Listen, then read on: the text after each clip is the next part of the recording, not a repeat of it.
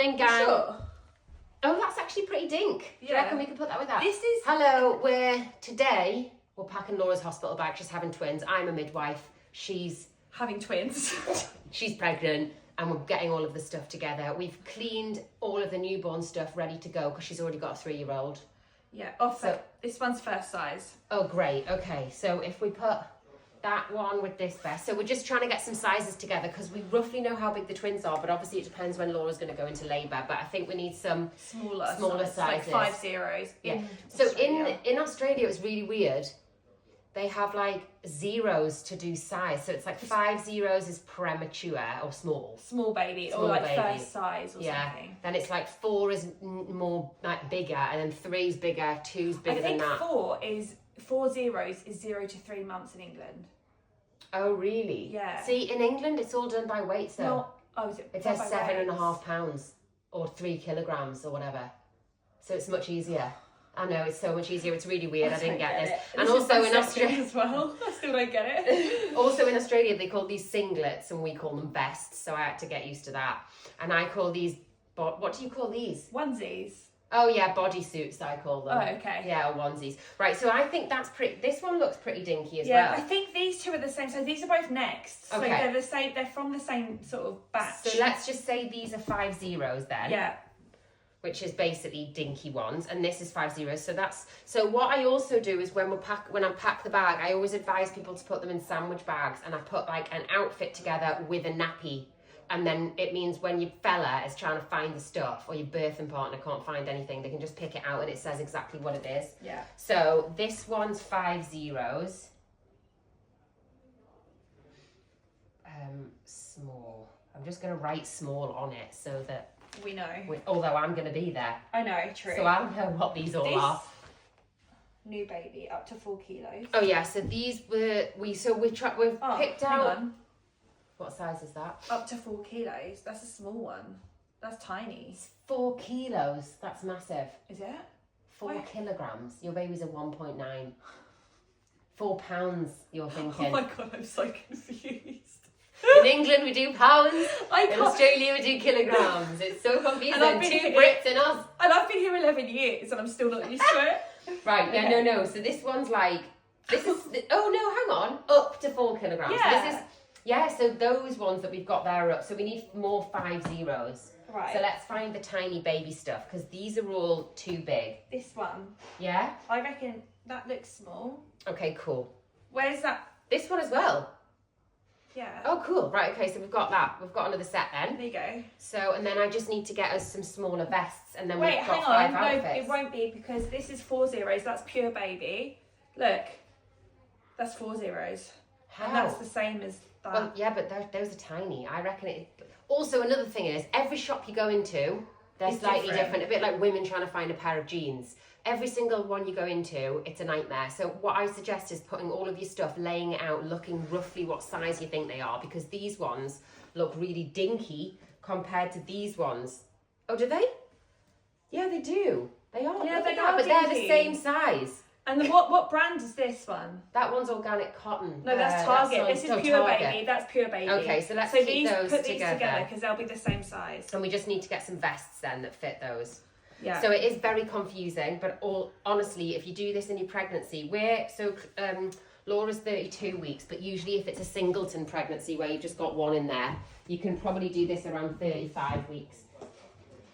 Yeah. Okay, so we've pretty much got enough outfits now. I'm just going to get some vests, and then we've got 5 sets of outfits for both twins. Yeah. Oh dear. Oh dear, it's all kicking off downstairs now. Oh, here, this is it. These are the ones that we got last week. They're the ones that I bought, the small baby ones. Yeah. The tiny, oh God, they're all small. They are all tiny small. Baby, 5 zeros, so they can go with that. Okay, so in Australia, it's very different to England. Whether you're having, if you're having one baby, you stay in for a minimum of 48 hours. You get offered 2 nights stay, which you quite liked, didn't you? I loved it. In England, I didn't want to come home. In England, everyone wants to Gets go looked home. after. In England, you can go home 6 hours after you've had the babies, which is insane. So 1, 2, 3, 4, 5, small. Okay, so we haven't got any size 0 nappies. I would always suggest anyone who's taking it in nappies, unless you've got, you know you're going to have a big baby, size 0 is more than enough. Like, it's quite a lot. You look at a size 1 and you think, oh, my baby will fit in there, but it's actually, they're quite big. Yeah. So what I would usually do is put the nappies in with these, but what we can do is just, let's just stick them to the side now, because they're all wet. I don't want to, you know, the pen. Oh, right. Okay, so I do have a list somewhere. Oh, my phone's there. Do you want to use my I'm like, oh, my list's there. Yeah. Is this for... So, other baby bits. It depends whether you want to breastfeed or bottle feed. Most places have bottles, but if you've got specific bottles that you like, I always say to women, take just a couple of those in to test them on the baby, because if the babies are feeding really well in hospital with a certain bottle and then you get home and you don't have that bottle, then you're a bit stuck. So I always just say take some bottles in and then you can use them. Laura's wanting to breastfeed. I want to breastfeed in the hospital, but I want to bottle feed at home. So we'll put those there. Then we've got muslins. 1, 2, 3, 4 muslins. A couple of blankets. Baby bottles. And then these are like bigger muslins, I guess, but you can use them as blankets. Because it's The freezing. baby bottles. Yes, darling. What's the baby bottles? That's right, the baby bottles. What's the baby bottles do? Feed the baby milk, you know, like your bottles. Yeah. So then other baby stuff, socks, a couple of pairs of socks. I actually put the socks on the hands because I think that they're better than mitts, but we've got some actually good mitts here because they've got tight stuff here. Come here, my darling. Chloe, come here, darling. Oh, you nearly slipped. Come sit here. And then, so 2 pairs of socks, 2 pairs of mittens. Laura likes these little boots. You want some booties. I like them. I just think they're cute. And then we've got some hats. I always think that the knitted hats are better because they fit the head much better than cotton hats. But I think cotton hats are good for when they're first born because they get mucky and then you can just chuck them in the bin. Yeah, they were only $5. Bargain. Hang on, she's... AKA £2.50. Yeah. Careful, babes. And then we've got some muslins, some bibs for bottle feeding because they slaver and get mucousy and snotty and then it goes everywhere. It's real clean business. Yeah, I know. God. So that's pretty much it. And then all we need is nappies and wipes for the babies. Wipes, yeah, water wipes. Yeah, water wipes. Which we're gonna ideally go to. they say don't use wipes. They say cotton pads, like Chloe. the oval pads with like warm water are the best things for the first few weeks, I would say. So that they don't have. Yeah, I'll get some of those. So cotton ovals or pads, and then you can get water in the hospital. Or they actually have ones where they have like square ones that are really good that you can ask for when you're in the hospital. Okay. Chloe, watch, darling. And then water. Or if you're out on the go and there's massive poos, the water wipes with no like fragrance in them are ideal. So that's that. So then we just pack all of this up when we're ready. Yeah. And then Laura's going to go through all of her bits that we've got to the side that she chose that, I mean, you know, eye masks and stuff. You know the essentials. She's like, I'll get time for this. I have time to put a little brightening gel eye mask, glow boosting eye mask on. What's mummy like? Right, should we move these baby stuff out the way? Yeah, at least I'm not going to go in dressed as Mariah Carey this time like I did last time. Yeah, what did you do? Full glam. So she had an epidural. And then she put her whole bloody makeup on, did her hair, curled it and that. And then I looked like I was in a car crash after birth. My mascara was down here. My hair was down here. Didn't tie my hair up, so that got all gunky. Okay. Right. Let me just... Oh, God, my knees. Okay, so this is all my hospital stuff, not what I'm packing for the babies. So because it's twins as well, I think I might be in hospital for a bit longer than usual. And also we don't know what birth I'm going to have, so I could have cesarean, which obviously means I'll stay in for longer. So just want to cover all bases. So we've got, right, what have we got? So what have we got for labour and birth? What do you want to wear for, what did we decide that would be good? So I've got this for labour and birth. Wait, it is not this one, it's this one. So it's a maternity nightie. that's not the right one. That's a good nightie. But that is a good nightie for afterwards, I think. Yeah. But this is the one for labour and birth. I just got it off Shein, and it's like, look, it's got the buttons at the back and the front. Yeah. So, you know, that's ideal because... Well, I guess if you have an epidural, or I guess if you want to do skin to skin, you can just button them unbutton. down. Yeah. And also it's black, which is a good colour for labour, because... Everything else gets... Oh, what happened? Oh, did it come off now? Yeah. I think you unclip it. Yeah. Because it gets so mucky. Yes. And then we got a second The one. second one, just for, you know... Well, I think if sometimes it's really hot in the hospital, you never know what temperature it's going to be. And after the birth, if she's boiling, or sometimes you get really bad night sweats when you've had a baby. I got them really bad with Chloe, so it's just nice to have some like lighter options. For sure. And then also... PJs. For the other side, it could also be really cold. So just comfy, oversized PJs. Where are those ones from? Shein. Don't judge me, okay? Listen. Everything's from Shein. Everything's from Shein. Like, Primark do really good. People in England, Primark do really good stuff. And also Kmart in Australia do lots of... We got your undies from there. We got bras from there. Yeah, my maternity bras. They do all sorts though, don't they? Kmart's really good actually. And just for like these little things as well. Okay, so I've got 2 maternity bras just for comfort. Because you've got, and also, so you have colostrum for the first 3 to 5 days, which is like your boobs aren't very full, and then your boobs get massively full when your milk comes in around 3 to 5 days. So making sausages. Yeah.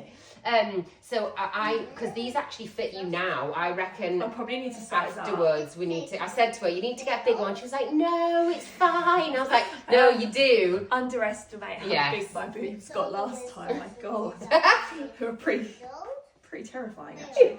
And then just like absolutely enormous knickers. These actually aren't too bad. These aren't too bad. But hang on, babe.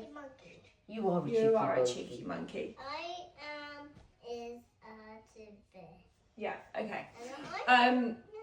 Just that go high-waisted to go over, if I end up having a Caesar or whatever as well, you don't want anything touching the scar. That's another thing. Everyone calls it a Caesar here, and we call it a section in England. So when she says Caesar, she doesn't mean Caesar salad. No, she means a C-section. Nice. Yeah.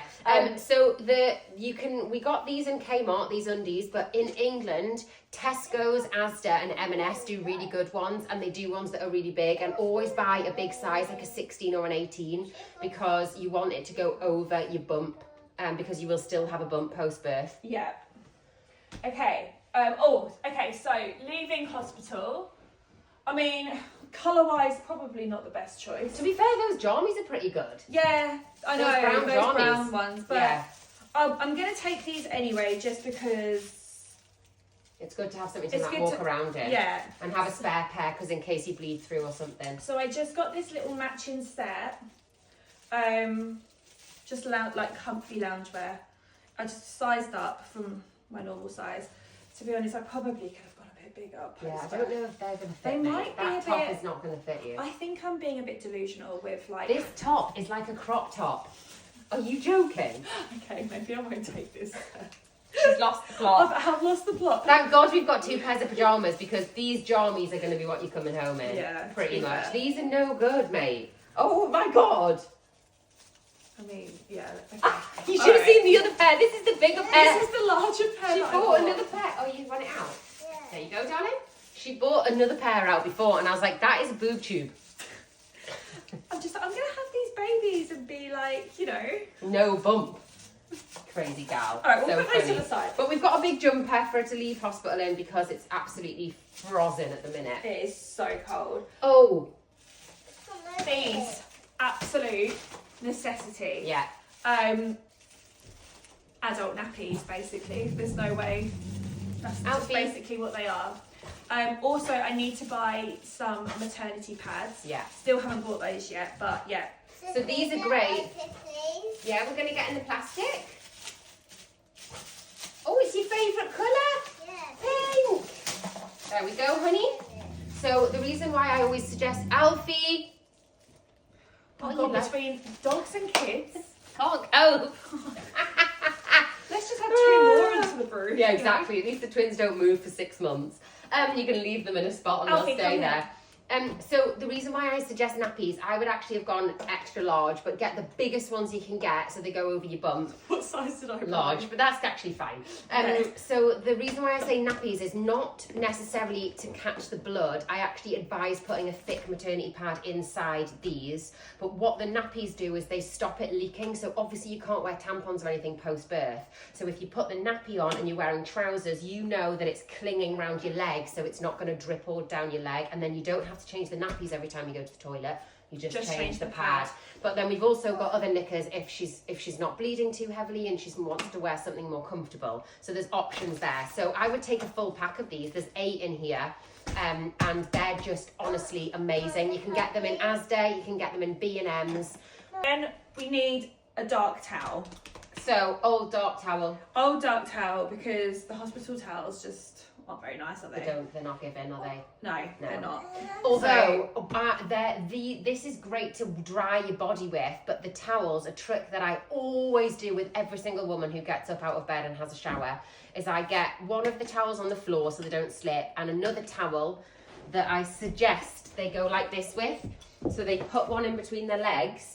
The partner or whoever's with them dries their legs, dries their body. You put the undies on, you put the pad on, and you take this out and lift them up so you don't drip blood. Because as soon as you get out the shower, bearing in mind you need to finish off in the shower like that, whatever birth you have, to get rid of the excess. Because sometimes when you stand up, that initial first standing up out of bed, you get huge gushes of blood come out, which is normal.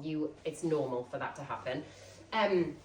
It's just so it doesn't go all sticky and horrible down your leg. But a nice big towel like this to wrap around you is nicer than the small mini towels. Yes. So always take like a big black dark towel. Yeah. Okay, so also flip-flops are ideal. Just for, the communal, if you're in the showers or whatever, just walking around, they're a bit more grippy as well. And they're easy to slide on. Yeah, and also, I guess if you've got swollen feet and you come in home. Oh my gosh, last time. We've deposited a child downstairs. Thank God. And a dog. And we've got some snacks. The essentials. Yeah, so these are good if you get really swollen feet and you want to leave the hospital and you can't bother to get anything on, you can't bend down and whatnot. And they're also good in the shower, as you say. Yeah, and also fluffy slippers. Just because it is absolutely freezing here in Melbourne as well. And just, they're so cosy. Also, just fluffy socks as well. I just like these for laying in the bed and just keeping my feet warm. So that's those. Okay, on to the next Speaker, thing. actually. Right, this speaker is okay, it's a little bit big. We'll probably pack one half the size. What are you doing up here? Bye, everyone. Bye! Have a good time.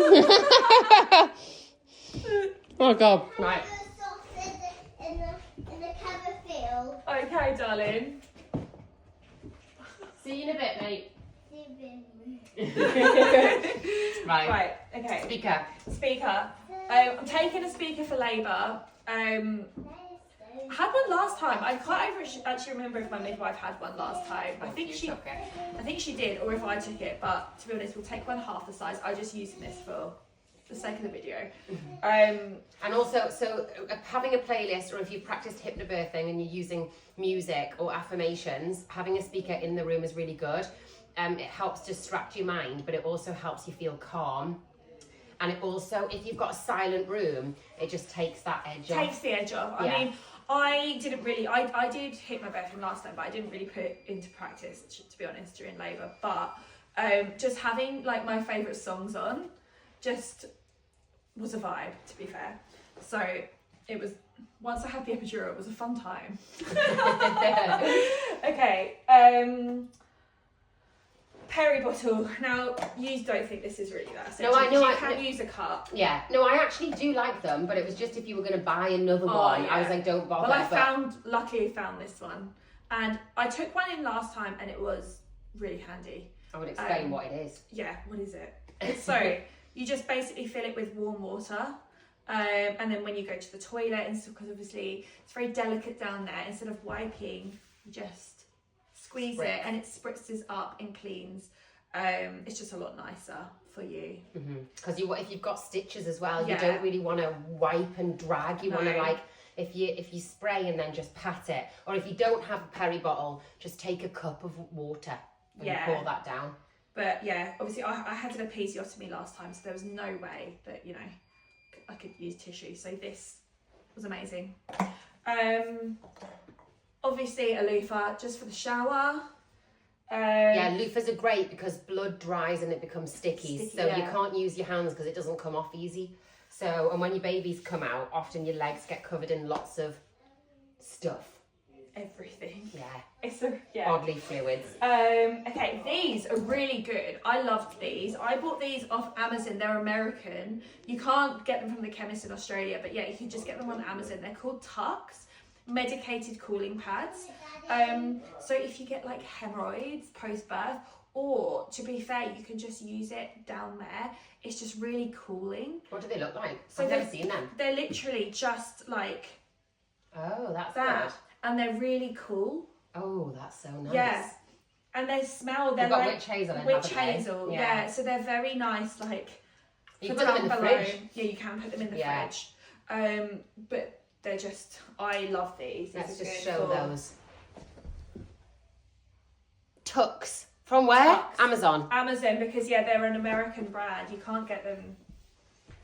We've lost the plot. It's just, we videoed that whole thing. Because I can't remember what we did before the peri bottle. Right. Right. Away we go again. Okay, so long charging cable, because the hospital beds are so far away from the plug sockets. So you need these to be able to scroll or do whatever you want, or charge your iPad or whatever, and just be able to use your phone. Speaker, which, I mean, this is quite a hefty one, but I'll probably, yeah, Sydney's got a smaller one that we'll probably take. Yeah. But it's really good for, obviously, just having music on if you're in labour. Yeah. And it's also just like when the room's silent, it's nice to have something on in the background, because often people in labour feel like everyone's looking at them. And if you've got a playlist, you don't feel like you have to talk all of the time. And the midwife doesn't feel like she has to talk all the time. It's much more relaxed. So having a playlist and getting a playlist together is really good. Yeah. To My together. playlist last time was a bit crazy. Was it death metal or something? It was very like... She likes going to mosh pits and stuff. She's like, not in this condition. But Not in this condition. It was a mixture of... It was the strangest mix of like Grebo / emo old school songs, and then a little bit of like... It wasn't the most relaxing playlist, let's just say that, but it was a fun time. So headphones so no one has to listen to my shit music. and having podcasts. So just to zone out. I remember once I had my epidural and it was time. It was night time. And I just listened to a podcast to try and like put myself to sleep, really. Yeah, and wind just down. chill, just wind down. And also it's nice if you're in a shared room to have headphones when you're on the phone, when you're listening to stuff overnight, in the middle of the night, if you're feeding and you're up, it's just good to have that. And also Laura will probably take like an iPad or a laptop or something to watch TV. Yeah. Because Chris will be able to stay because she's got twins, but if you're in a hospital or a bay with other people, you want to have something to do, because it's a long time if your partner goes home. Well. Like, if they have to go home at 8 p.m. and they can't come back till 8 a.m. And obviously with the midwives, they come and check you. Like when you do fall asleep, I feel like I was getting woken up all the time, so I just wasn't sleeping and I just couldn't fall back to sleep. So yeah, I feel like I can when I have something, when I'm listening to something, I find it easier just to fall back to sleep. And also if there's other babies that are crying in the bay, it's good to have something to listen to. Block that out. So let's go through toiletries now. Okay, so I'm just going to take a little bit of light makeup this time around. For after. For after, not for labour. Like last time when I had Chloe, I was delusional and did a full glam look. And then... We should put the pictures up. I know, I edit the should. photos of before and after. I look like freaking Mariah Carey in labour. I had my epidural, was like makeup, and then afterwards I looked like I'd been in a car crash. It was quite the transformation. Face wipes just to freshen up. even if I'm like obviously not wearing makeup, just afterwards it's just nice to be able to clean yourself up with these. Yeah. Yeah. And also on the last video we were talking about if you have an epidural and you've been sat in a certain position for a long period of time, like freshen up under your arms, freshen up for your face and all of those type of things. It's just nice to have. Sydney thinks I'm ridiculous for packing these, but just some under eye masks to make myself feel better. You know. I don't think they'll get a look in. I'll be the one wearing them while she's having a baby. Girls, or two. Look, girls got to do what a girl's got to do to feel good. Birthing cone. Oh yeah, That's we were talking about this. So during labour, when you have your surges, contractions, waves, whatever, putting the comb in your hand and squeezing on it can help to deter your mind from your contraction. So it helps. It's like, I don't know, it's just like a distractant. But this is a baby one, but you can just buy any sort of comb, but this is a wooden one, which is quite nice. Well, I was talking about on the other video that we did about 7 minutes ago, I was talking about how I call a contraction a wave, and people might think, oh, it's really hippy-dippy to call it a surge or a wave, but it's more the visualization when you've got a contraction. When you've got a wave, and if you think of a wave in your mind and you've got to breathe through your contraction, if you imagine a wave, it's got a beginning, it's got a peak, and then it's got an end. And you know that it's going to have a peak at around about 30 seconds, then it's going to go off again, and then you're going to have a rest. So it's nice to be able to visualise that. And then you can use your comb. Yeah. So we've got that in there. Breast pads. Breast pads for leakage. I probably won't need this many, to be fair, but I'll just pack them. They don't take up much room. Yeah. Usually you don't leak. So people think that you leak immediately post-birth. You don't. You often, if you've had babies before, you might leak earlier or milk more prematurely than someone who hasn't had a baby before. But usually your milk doesn't come in until around day 3 to day 5. And that's when you start to leak, when it's like, shh, when the baby cries. But for the first few days, you don't really leak that much. But it's nice to have them in case. It is nice to have. And we don't know how long you're going to be in. So it's good to have them. Yeah. So there's that. And then just miniature shampoo, conditioner, body wash, and then obviously my deodorant. And then, what's it? Did we do your Lipsalve? Have we talked about your Lipsalve? Oh no, I need, where's my lipstick? So we've got Bertie's B, doesn't really matter. Any Lipsalve is great to have for chapped lips. You said you had dry lips last time. Yeah, I got really dry lips last time, and like you said, especially with the gas in there, it can really dry your lips out. Yeah. So water bottle. Oh, we should have gone down and got it. I know. A water bottle and electrolytes if you want something, if you're not eating too much. Laura loves these ones. What are they called? They're called Hydra Mama, and they come in all different flavours. They're so good because I'm terrible at drinking water anyway, so I actually have, like, it does keep me hydrated. A bit of flavour as well, isn't it? Bit of flavour, and I'm gonna take quite a few of those sachets in with me, and like one of those Stanley cups. With a straw. With a straw. Yeah. It's just a lot easier. If you're lying down in the pool, in the shower, wherever, it makes it easier to drink out of a straw rather than like a cup where you have to tip your head back. So that's another top tip, is get a good... Oh, if it's the summer, which it is in England, go to B&M's or go on Amazon and buy one of the fans that clip on the side of the bed, because they are ideal. And also take a flannel, because you can get cold water on a flannel on your head or on the back of your neck when you're hot, and it really helps cool your body down. So a flannel and a fan, if it's the summer, are really, really helpful. To be fair, we do have a flannel, but we can't find it. But I think it's in the car, so we're going to get that, because it would be still good for Laura to have, because in the hospital when it's warmer, it's good to have cold compress. And then just a few little hair essentials. Again, I got all these little bags from Shein. They're just quite handy to have. Headbands this time around to keep my hair out of my face. Hair bobble, hairbrush, easy. Clips if you like your hair clipped. Clips. I just have a mixture. Right. That's pretty much it. That's pretty much it, I think. So we just need a big suitcase, half in one side, half in the other, or we can do 2 small suitcases, so you know that one's for baby, one's for mum. Yeah. I always suggest packing with your birth partner. I am one of the birth partners, so it's fine. But if the birth partner knows where everything is, that is the most helpful thing. So if your birth partner is working a lot and they can't do the bag with you, you get all of the stuff together, pack the bag, and then go through it. Go through it, repack it, and then they know where everything is. But also, these are literally a game changer. Having them on where it says what size the outfits are, what's in there, it really helps them when they're picking stuff out, and it keeps all of your bag together and neat, and then makes you less stressed. Yes. We know I like to organise, don't I? Oh, she is like Marie Kondo. I don't know who that is. Little Japanese lady. Oh, yes, yeah. Oh, God. But that's it. Oh, and also men's stuff. or wife stuff, whatever, whoever your birth partner is, whoever's staying in overnight, if they are staying in overnight, taking a toothbrush for them, deodorant for them, undies, extra pairs of shorts, some sliders, a jumper, t-shirts, in case they're in for a few days, or you've had a long labour and they're all sweaty. And then we'll do another video on snacks. Best part, that. The best part. I feel like maybe we should just do that with Chris. Yeah. The snack king. We forgot a couple of things. One is a bag, a laundry bag.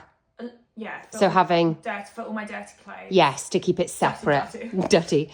And I really want to get a present for Chloe from the twins. So I haven't got that yet. I'm trying to think of ideas. There's this thermal camera that you can get from Kmart. Which I thought would be good because you can take pictures of the baby. She's really into she loves my Instax one. Yeah, she loves my your Polaroid. Instax. So I think maybe something like that would be cute. And maybe like a little cuddly toy or something from them. Yeah. I just want to make her feel really special when she meets them. So. What have you decided what you want to do in terms of where she's going to meet them and stuff? Do you want to bring her into hospital? Yeah. Well, she'll come into the hospital with probably my mum and Lisa, I would say, because Lisa will probably drive my mum and Chloe in. Yeah. So yeah, that's the plan. Perfect. Another thing that I'll need to remember on the day is my colostrum, because I harvested colostrum when I had Chloe, and obviously I just packed it in a little esky, and then they just put it in the freezer when you're at the hospital or the fridge or whatever it is. So yes, pack my colostrum. Yeah, and you can start expressing from 36. From 36 weeks you can start expressing, so I'll be doing that. Ideal. Midwifery questions. So following on from packing the bag with Laura, I thought I'd answer some midwifery questions that I got on my Instagram. So can I have a VBAC 4 years after having a caesarean section? So a VBAC is a vaginal birth after caesarean, and yes, you can have a VBAC. It doesn't matter how many years. You could have had a baby 10 years ago via caesarean and then have a vaginal birth after a caesarean. This is the conversation that you'd have with your obstetrician, so your doctor, to discuss what your options are, whether that is an option for you, whether you had any complications last time, which means they suggest you have a caesarean this time, and they will go through all of the statistics with you on the likelihood of you being able to have a vaginal birth following a caesarean section, depending on lots of different things. I'm 33 weeks, any chance of hypnobirthing online before I'm due? So there's loads of hypnobirthing things online. I did actually have some videos online, but the Instagram now is not it's not actually not the Instagram, the website's not live at the minute. I really want to re-record and create a online hypnobirthing thing for women, a course for women to access. What part do you love most about being a midwife apart from the birth? Education, I would say, and supporting women. So educating women about labour and birth, about the changes in the body, and educating women from about everything. So literally, just when people ask me a question, I really go into all of the details so that women are fully informed about the decisions that they're going to make, so that they can make the best choice for them. So allowing women and helping women with education so that they can make informed choices, so they feel safe and supported, and just more confident in their beliefs. So that's one of my favourite things. Is it normal to feel overwhelmed during your pregnancy? If so, how can I alleviate this? Yes, it is. Education. Best way to alleviate anxiety is education. So if you went to an exam, would you do revision? Most of people would, because that alleviates pressure and alleviates anxiety because you're prepared for it. And just like labour and birth, you want to be prepared for it and you want to have some sort of education around it. Another thing I would say to help reduce anxiety is when you say you're pregnant to people and they try to give you their birth story or any feedback they have about anything, just cut them off and say, I don't want to hear any of this until my baby's born, because all you're going to hear is horror stories. People like to dramatise their labour and birth. I guess that try not to listen to too many negative stories, because negative stories can impact your mindset and make you feel nervous and anxious. So getting into the right frame of mind, hypnobirthing is a really good thing to do if you feel really anxious. Do you think having a first baby over the age of 40 is too high risk? No, I don't think it's too high risk at all. I mean, obviously you're higher risk than someone who's 25 having a baby, but no, I don't think it's too high risk. I will probably be having a baby when I'm like 40, realistically. And that doesn't bother me too much. Yes, there's more increased risk of stillbirth, but if you actually ask for the statistics, then it's not that much statistically higher than someone less than the age of 40. So it's good to have a conversation with the obstetrician about that. But no, I don't think that that's too bad. So someone asked about low-lying placentas and C-sections. So you can't have a vaginal birth if you've got a placenta that covers the cervix, because you will bleed and the baby's got no place to go through because the placenta's there. Depending on how far away the placenta is from the cervix will depend on whether they advise a cesarean section or a vaginal birth. So you can actually, if the placenta is far enough away from the cervix, you're absolutely fine to have a normal vaginal birth. Yes, there may be more bleeding during your pregnancy, so if you knock your tummy or you walk or you go for a run and there's some pressure there, you can have some bleeding, which is very, very normal. If it's fresh red bleeding, we always advise that you ring the hospital to go and be seen. But yeah, depending on where your placenta is, how far away it is from the cervix, it is safe in some instances to have a vaginal birth. Is it common to get pregnant again 6 months after giving birth?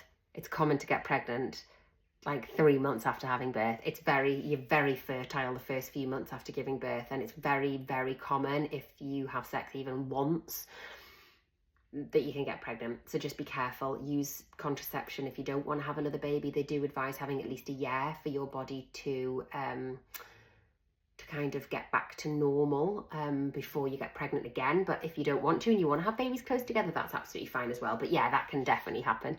Am I going back to practicing midwifery soon? I'm not sure, I haven't decided. I don't know whether I'm going to do midwifery in a different capacity. I don't know whether I might just do parent education, hypnobirthing, or whether I'll do some agency shifts. But at the moment, I can't imagine me ever wanting to go back to a contracted role where I'm working at one hospital. I kind of want to, do some other things.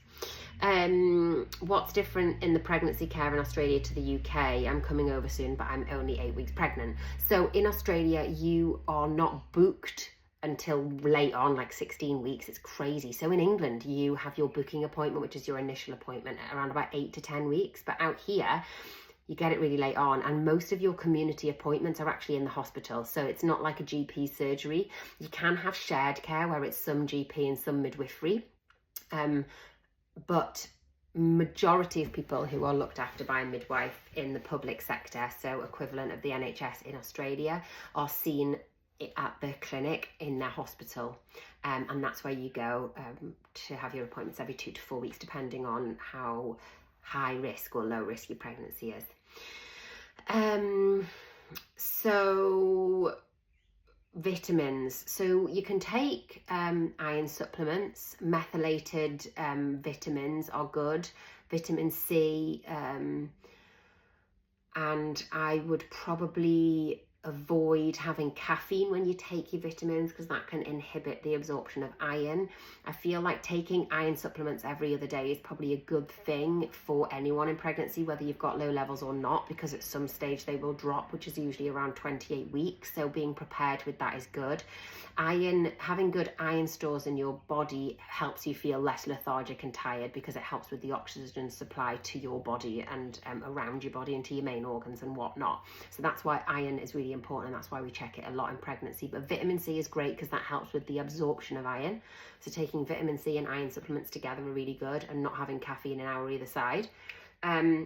Also taking just a Pregnacare multivitamin, but if you can get methylated, that's good, or methylated folate, that can help with your folic acid. So some people there's like half of the population have a gene mutation that their bodies don't absorb folic acid. So things that help with like neural defects or spina bifida, they advise you to take folic acid up until you're 20 weeks, but half the population can't actually inject, like it doesn't absorb into the body. So if you get methylated folate, that can help with the absorption. So there are some really good tips.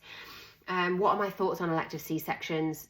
Great, easy, lovely. They're actually really lovely, a great experience. You walk into the theatre, you're in and out within an hour, you're up and out of hospital the next day if you're in England, or 2 days later if you're in Australia. if you're asking me whether a cesarean section or an elective cesarean section is better than having a normal vaginal birth, no. I believe that a normal vaginal birth, if you are healthy, you are in a healthy body, you are fit, you are well, there's no contraindications to you having a normal vaginal birth, I would always go a normal vaginal birth or trying for a normal vaginal birth over a cesarean section. But if it's for your mental health, you feel anxious, you feel overwhelmed, you have a history of, I don't know, problems being in hospital and you don't want to be in there for too long and that concerns you, then cesarean section might work best for you. It's just all personal preference, I guess. Hospital bag essentials, someone's asked me about, so you'll have seen that, which is good. How to go into a second labour after feeling disappointed by my first, want to be positive, hypnobirthing, learning about hypnobirthing, education, that's another one for education for sure. How common is water birth and is it easy to request? You don't have to request a water birth, it's just something that's an option for people who have low risk labour. A low risk pregnancy. So if your BMI is under a certain level, if you haven't lost a lot of blood in a previous birth, if you're not an induction, you can go for a water birth. So it's just like saying, can I have gas and air? A water birth is just like the same as having that. So most hospitals have more than one pool, so that's easy to get for sure if you are allowed. But that's for another conversation. So depending on whether you're low risk or high risk will depend on whether you're allowed in the birthing pool. So it's worth speaking to your community midwife about that. Are you thinking about doing private midwifery, baby delivery work for your followers? Baby delivery work with your followers. I wonder how I'll do that. It'll be good. Maybe I could be a doula, but I don't know whether I would want to be a doula or not because it's really hard to detach from being a midwife and being there as a doula rather than a midwife, so being there as a support. But I think that's actually probably quite nice because you don't have to do all of the responsible stuff like note taking and things. So yeah, maybe I would look into that, but obviously you've got to be on call quite a lot, so that stops you being able to kind of go and travel and things. So we'll look into it. I'm 40, 22 weeks pregnant with my third. Is there a chance of being induced due to an age? Yes. In England, they suggest being induced at 40 weeks, but if you've had normal scans and the baby's growing well and your placental function is good, you don't have to be induced. And you don't have to be induced at 40 weeks, you could wait till 41, or you don't have to be induced at all. It completely depends. Yes, there is increased risk of stillbirth, but there is with anyone over 41 weeks. That's what the stats have said. But if you actually ask for the specific stats, then you can have a look at whether, look at the pros and cons for both. Would you prefer to go for an induction where there's higher risk of a forceps birth or intervention, or would you prefer to look at the percentage increase of stillbirth? Is it only 0.5%? Does that outweigh the intervention rate and other problems that can come with intervention? So it's worth an ask.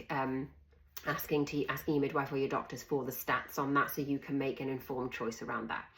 And yeah, that's pretty much everything. So if anyone else has any more midwifery questions, let me know. Hook me up. But I hope you enjoyed the packing of the bags. And I don't think we missed anything off, although we did have to record it twice. But you know, never mind.